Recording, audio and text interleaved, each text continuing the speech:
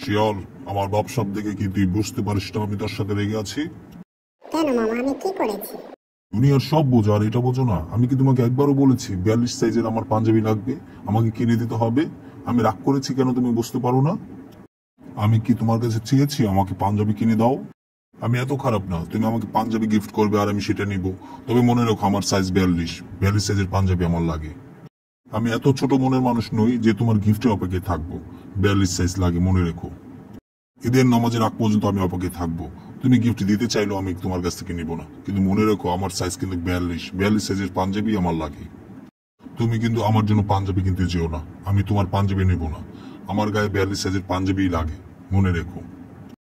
থাক মামা, আর বলতে হবে না, আমি বুঝতে পেরেছি।